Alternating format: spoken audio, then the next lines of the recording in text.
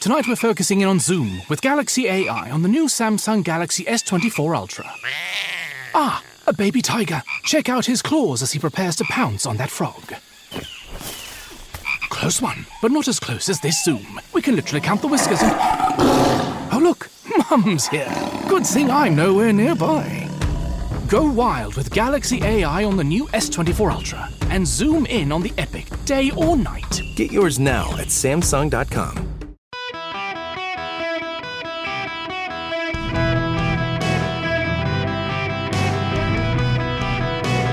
Welcome to the Eric Erickson Show Podcast, Hour 3. Hello, America. It is Eric Erickson here. Across the nation, the phone number is 877-973-7425. It may have suddenly, during the commercial break, become an open container Friday. We will also make it an open line Friday. You can call in. You don't have to tell me what you're drinking. 877-973-7425. Just as a side goal, I will be candid and honest. As I said at the beginning of the show, I try to be very transparent and relational with all of you. I don't try to come in here every day and be a character. So there's a very famous talk radio show host who will go nameless, who most of you would know the name of the person. And I have several mutual friends with this person. I want to meet this guy. I don't know him. I'd like to meet him. We have several mutual friends, and they said the problem is that over time he has become his radio persona. He has become his radio persona. He used to not be, and now he's just kind of that way. And you just have to accept that. I'll tell you, if you ever heard or knew Neil Bortz, who was on the radio with me in Atlanta, when I first met him, his boss and mine at the time, the pig farmer at WSB, cautioned me the very first time I met the guy. You need to know he is exactly on air as he is off air.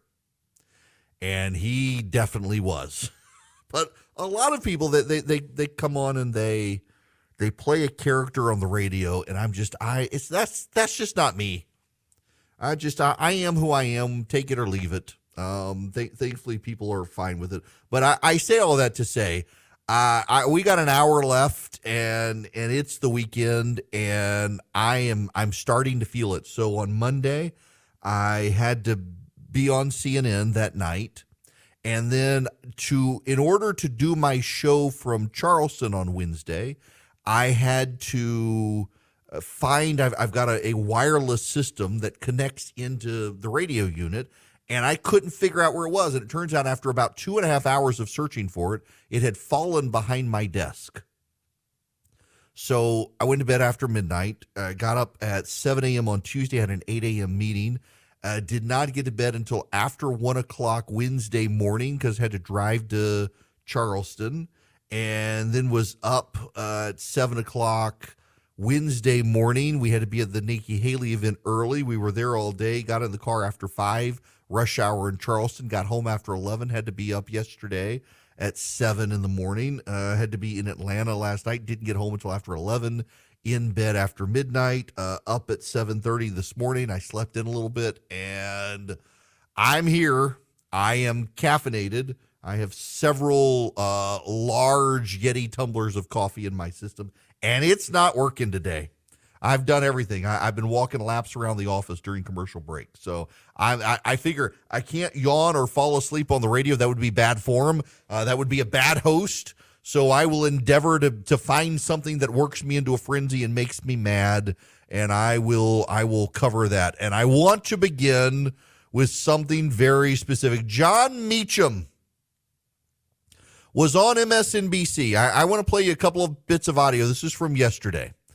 This is John Meacham, the guy who advised Joe Biden to do the speech with the red lights in Philadelphia. It's the bottom line. And if you hope, and there are a lot of establishment Republicans, and I'm sure Joe talks to them all the time, who I think have this vision that somehow, remember the old musical Brigadoon? That was this city that only came down once every 100 years or so. Yeah. It's a generational illusion, Jonathan. We'll talk about it later. They had this vision that there's this post-Trump world that's just going to come one day. And they're now normal people, they're AEI Republicans running. And so they're like, okay, we have some people now who have been to a heritage seminar, so it's going to be okay. I don't know if it's going to be okay. Right. Because it just takes 35%. And the polls have been consistently wrong now for years for various technical reasons. I don't think we're through this. And it's an American question, not a partisan one. And whether it's the former governor of South Carolina or the former Secretary of State, whoever it is, I think the person who's going to break through here has to break through for the country, which might kill you in the party, right? You need a Mitt Romney. Yeah. As opposed to one of these sort of sub-Trumps. And you wouldn't get that. But if we want this experiment to keep going, we need that. This experiment, he means the American democracy. That's him. And now this is Essie Cupp on CNN. No, her messaging over the past few years has been very contradictory, not just about Trump, but about January 6th, about wokeism, about Confederate flags. She's going to really have to reconcile sort of the messiness of her positions when she's challenged, like, for the first time by an aggressive press, a national press, now that she'll be on the national stage. She'll have to account for all of that. Not only that, though, she'll have to explain why being generationally new is actually new in terms of policy. Because to me, she sounded a lot like Trumpism, just with bigger words and a little less anger. So is the generation the only new part, and you're going to bring a lot of Trumpism with you, the anti-wokeism, some of the anti-immigrant stuff that he did, or are you really going to bring new policies that address a new generation of Republicans and a new generation of voters that might be disaffected and disillusioned with both parties? We'll have to see what she prepares to do. You got that. Here's what's going on here.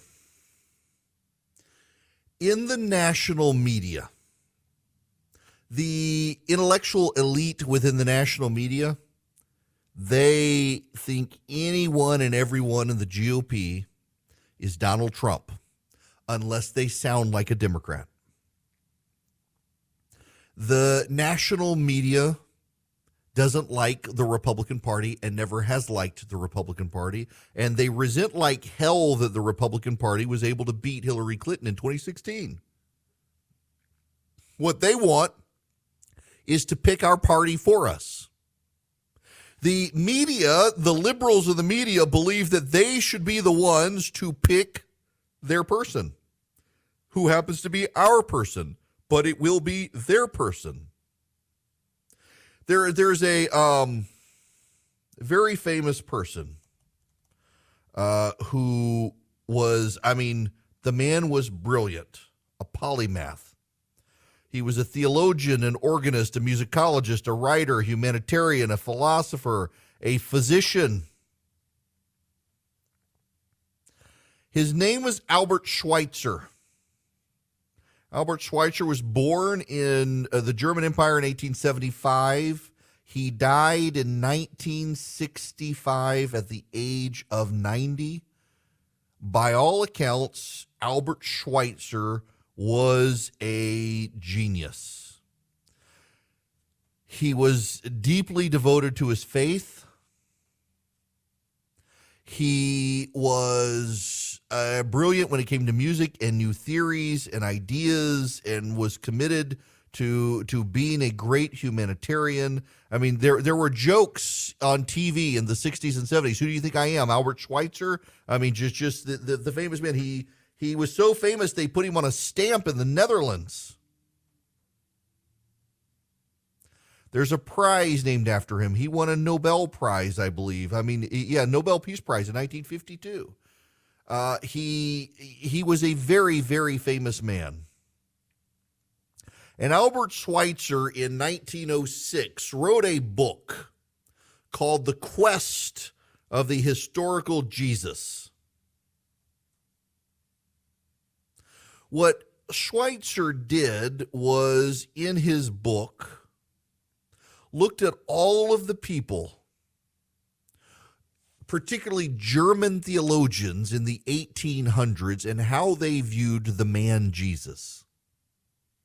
And the thing that Albert Schweitzer could point out is that all of these people, they acknowledged Jesus was real and he was a great man and he was like this. And what Schweitzer pointed out was that what all of these people are doing with Jesus of Nazareth, the historic figure, is they are interpreting him through their own lens of what they think is good. So the philosopher found Jesus to be the philosopher. The doctor found Jesus to be the great physician. The educator found Jesus to be a wise educator. They all found him to be the person they wanted him to be. And Schweitzer says that's not really who he was. And then Schweitzer said, I will tell you who Jesus is, and did the exact same thing all the others did. It's actually, for a man who is as smart as him, it's just a very tone-deaf thing to do. It lacked a level of self-awareness to write a book that points out that all these people who are writing about Jesus of Nazareth, a historic figure, trying to decide who he was, they all decided he was exactly like them. And then Schweitzer comes along, points that out, and then does the same thing. These members of the media are the Albert Schweitzers of partisan politics. They want to tell you who the real Republican is. And it's them. The real Republican, the one who can win America over, the one who can go beyond Trumpism, it's the Republican who believes in trans rights. It's the Republican who loves illegal aliens and wants to go down to the border and build a dam so they can walk across with dry feet. It's the Republican who's going to spend a lot of money and shut down our military. That's the Republican they want to win. That's the Republican they think can win because it's them. They don't like Trumpism. They don't like the policy changes of the GOP after Trump. That's at the elite level. But there's another side of the media as well. And this side of the media is the not very thoughtful media elite, the ones who got there through nepotism, the ones who got there through their connections, not the ones who got there with their own work, but the ones who got there because they're buddy and charm offensive with people. And one of those is Molly Young-Fast, who's not spectacularly accomplished, but is well-connected in a well-connected family. And she's got a piece in Vanity Fair that Ron DeSantis should not be judged covered like just another Republican. Trumpism without Donald Trump has long been a fantasy of the GOP donor class. Plenty of things about the Trump presidency generally delighted Republicans, like tax breaks for the wealthy, the desire to shrink the government and drown it in a bathtub. Hell, they've even enjoyed the cruelty, but the sloppiness, the endless forced errors, well, no one likes that. Which brings her to Ron DeSantis, who she says is just like Donald Trump, but too competent, and he must be stopped. This is the other view in the media. It's either they want a Republican who's just like a Democrat, or they want Donald Trump. All of the people who could stop Donald Trump, you will notice the media is going after, including Ron DeSantis. And their argument is that he's like Trump, but he's too smart. We got to stop this guy. They saw their subscriptions decline when Trump was gone. They saw their ratings decline when Trump was gone. They want to help Donald Trump be the Republican nominee. They want to sabotage anyone. They say Donald Trump is an existential threat, and they are hell-bent on making sure he's the Republican nominee again, where they can beat him just like they did in 2016 with Hillary Clinton. Oh, wait. So my kid has a queen-size bed. We've got a king-size bed. We got him Bull and Branch sheets, and he's used them. He had like kid sheets, and now he's old enough he doesn't want the action figure sheets anymore. Well, we got lost because, I mean, the sheets look like our sheets, except they're queen size sheets, and they got put in our closet, and the kid was in despair. We got him Bull and Branch sheets. They've gotten softer and softer, and he's like, where are my real sheets? He refused to sleep until we found the real sheets because they're that soft. They're that good. They're made with a 100% organic cotton thread. They get softer in every wash. You can stay cozy all winter long with a set of Bull and Branch sheets. They really are that good. We have them on multiple beds in our house. My goodness, seriously, my kid, he's finally like, my sheets are for kids. I'm grown up now, and it's just a step of quality above what he had, and now he's like, can't sleep without these sheets. They're designed to feel incredible for all sleepers. They're made without toxins. They're free of pesticides, formaldehyde, other chemicals. They fit the deepest mattress too, which I love because we have a very thick mattress on our bed, and it fits. It doesn't like bunch up and then snap off in the middle of the night when you roll over. You can get 15% off your first order Boll & Branch sheets when you use promo code ERIC at bollandbranch.com. Exclusions apply. See site for details. That's Boll & Branch, BOLLAND branch.com. The promo code is ERIC, ERICK. Hello, friends. It's Eric Erickson here. The phone number is 877-973-7425. If you want to be on the program, it's an open line, open container, Friday sort of afternoon. Why? Because, well, we can do it. So I got a dilemma. I'll share my dilemma with all of you.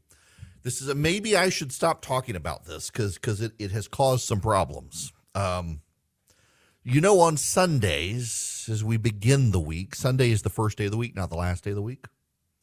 And you get up, you go to church. If you watch the live shot of me now, or watch the videos of the show, it's kind of cool. My church steeple is right in the background, out the window behind me, from my new office. You go to church, you come home, and then I cook. I make meals for my friends. They come over. We have bourbon and cigars on the front porch, rain or shine. If it's bitterly, bitterly, bitterly cold, we've got heaters out there. Only once or twice have we had to give up the cigars and go into the back porch to watch sports. One day, my buddy Vince is going to build me a man cave, and we'll be able to have cigars inside and not have to worry about the elements. But we watch sports. We watch football. We'll watch hockey. We'll occasionally watch baseball, which I love, but baseball's kind of boring to watch on TV unless you're my CFO and he's a big Mets fan, and then it's just miserable watching him watch the Mets, but that's okay. But we're at that point. The Super Bowl was last weekend. Baseball hasn't started. There might be a hockey game on Sunday, but I don't know what to watch. If there's no hockey, what do I watch? There's basketball, and none of us are basketball fans. I was at this event last night, and then Philip and I went to the cigar place across the street, and they had women's college basketball on. I can't tell you my actual comment because I would get canceled.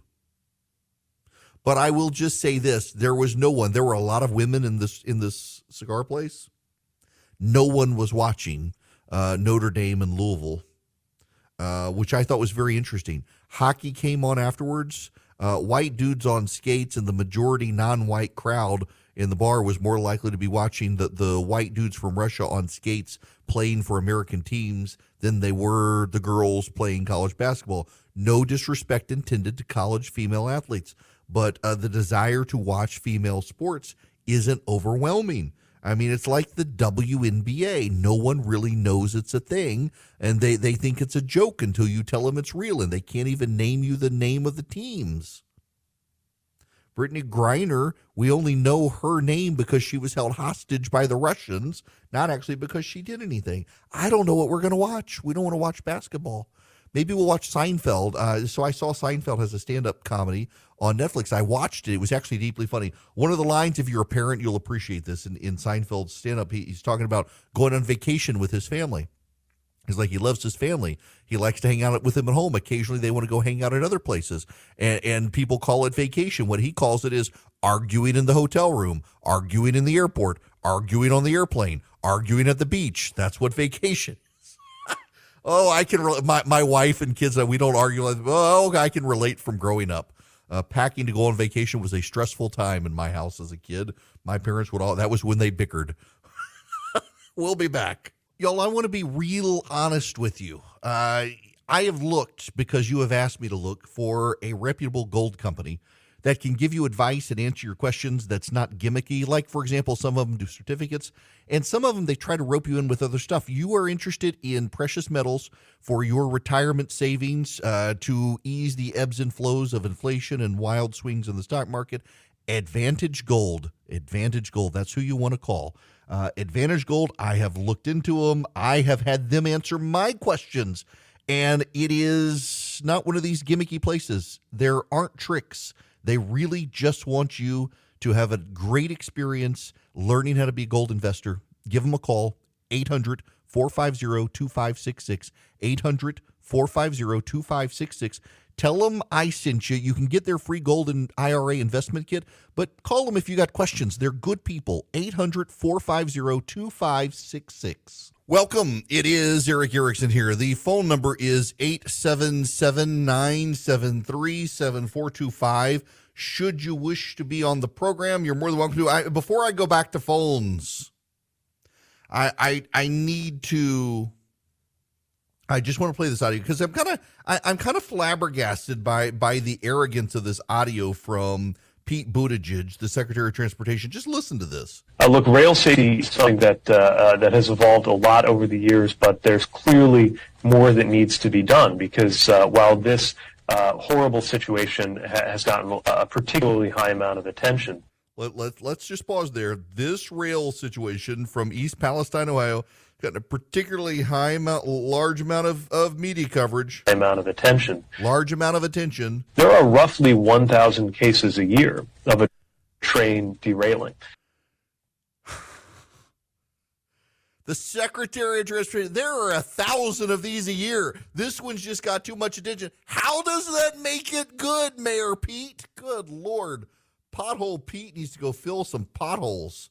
Let's go to the phones. It is Open Line Friday, 877-973-7425. Steve, you're going to be up next. Welcome. Hey, Eric. How you doing, man? Good. How are you? I'm doing all right. Hey, I was just calling. I've been wanting to call you since you mentioned it on Monday. Sunday, the Great American Race, Daytona 500. Now, what time is the Daytona 500? Doesn't it begin like in the afternoon? Yeah, it starts at 2:30, I believe, but it's going to run for a while. Yeah, okay. So, by the way, Steve, while you're here, James has emailed. Hi, Eric. Okay. Just to let you know, NASCAR is starting in Daytona this Sunday. It's a Southern sport. It's a conspiracy. Southern.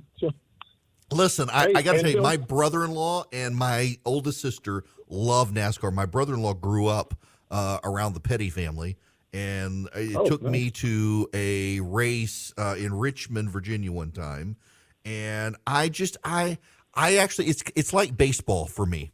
I love going to one, but I just don't like watching it on TV. I got you. I understand the difference there, but I mean, and also if you ever get a chance to catch one down here at the Atlanta Motor Speedway, they redid it. Yeah, I should probably do that. My buddy Doug Turnbull does traffic on WSB, big NASCAR fan, and is there a ton. Yeah, that is a giant facility. It's like when I used to be a kid, I'd drive home from college across I-20, go through Tuscaloosa, you look over, you see the giant track there. They're impressive facilities. Yeah, because they redid the entire track. And don't forget, NASCAR is where we got Let's Go Brandon. Yep, that's true. That is true. Look, Steve, I appreciate the sales pitch. That's a good one. I don't know. It's very much like watching baseball. It's not that I don't like it. It's that I find it very boring to watch.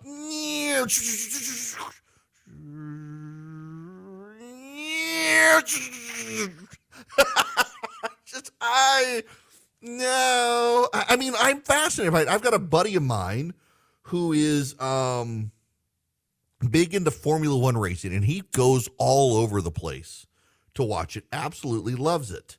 Goes to Indianapolis, goes to France. I'm y'all. Listen, I don't intend any disrespect here because I appreciate the skill of it. When you've got cars, they're made by different companies, but they're pretty much identical in their schematics to a degree, and they use the wind differential and they use their skill to maneuver on a track to get around people. They're going at very high speed. They could literally die. It's really impressive. It really is impressive. I just don't like watching it on TV. And it would kind of defeat the purpose as well, because by the time the guys get over on Sunday night, the race will be over, which still leaves me of what are we going to watch on Sunday night? You don't want to watch a movie that you have to pay attention to because you do want to be able to visit some. That's the great thing about it. I mean, kind of that's the great thing about a nighttime NASCAR or a baseball game. And can I say that, like, when there's a wreck, that's what, when you really want to pay attention, that's what captures the mind. And maybe I don't know. We're just in that weird time of year where there really aren't a lot of sporting events that are worth watching on a Sunday night. We'll figure it out. 877-973-7425. I got to get to this because it's going to be in my mind, and I want it out of my mind. What you guys don't realize is a lot of people will approach me after the show and say, "Oh, that what you said earlier was so good." And I'm like, "What did I say?"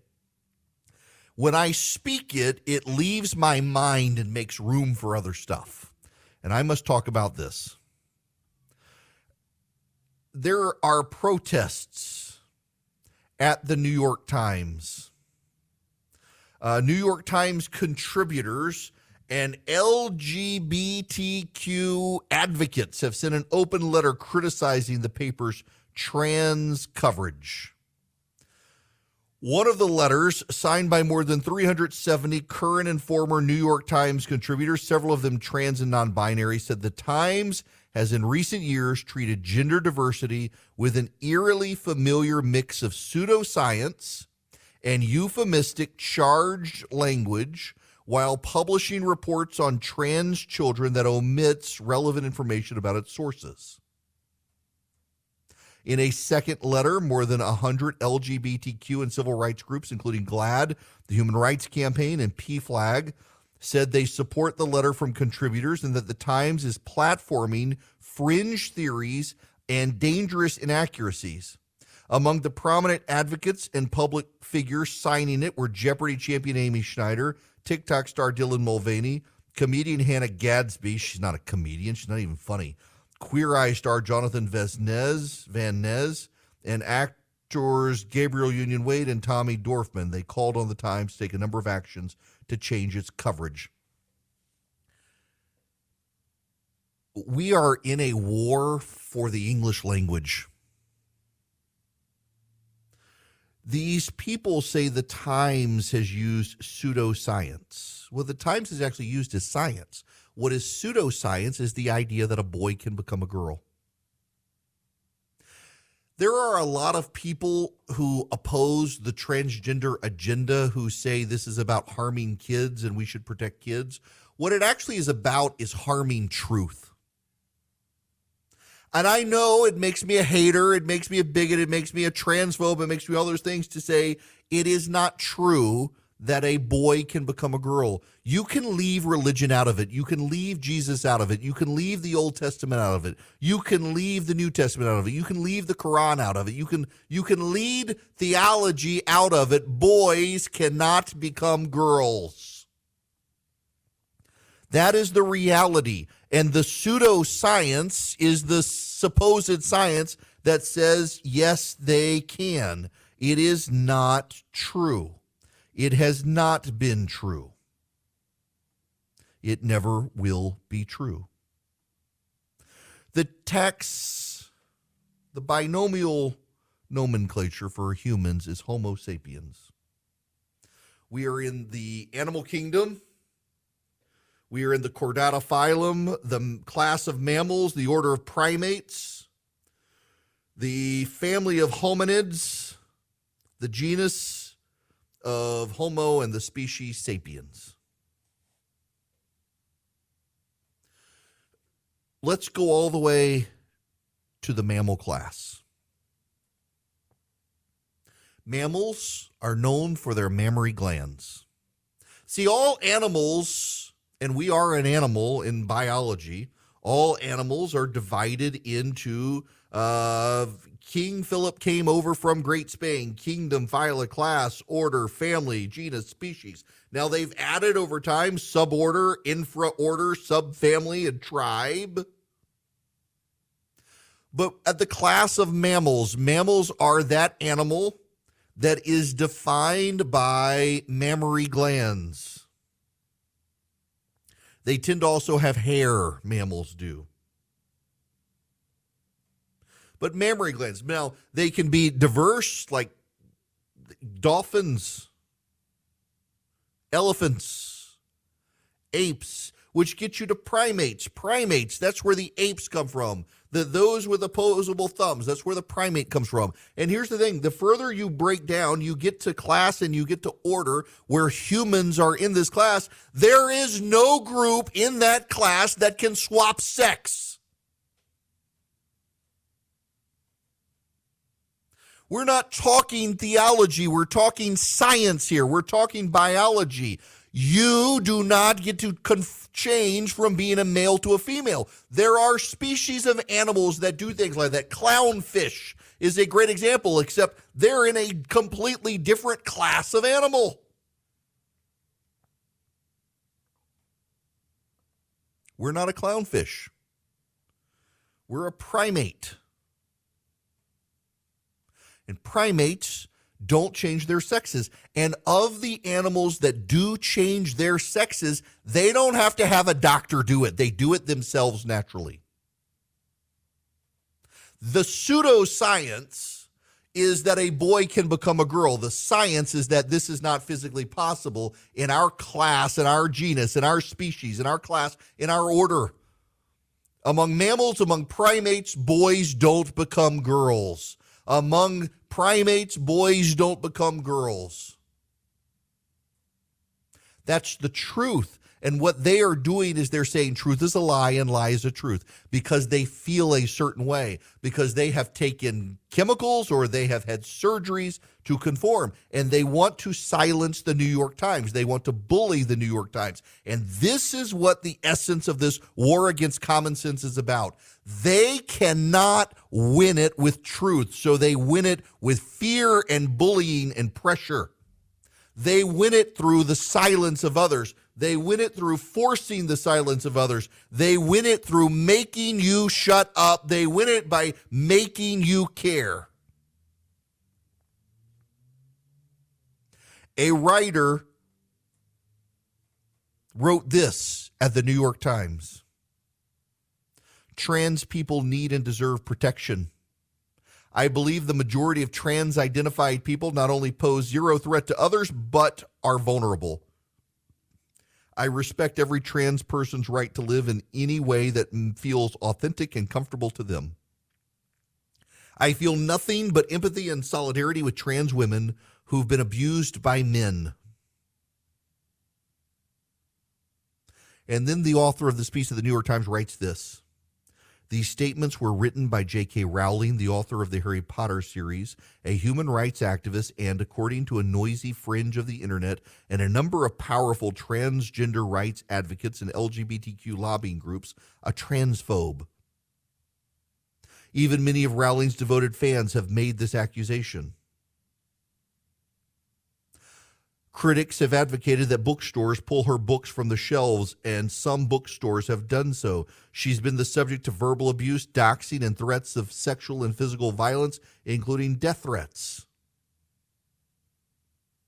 In a rare and wide-ranging interview for the podcast series, The Witch Trials of J.K. Rowling, Rowling is going to share her experience.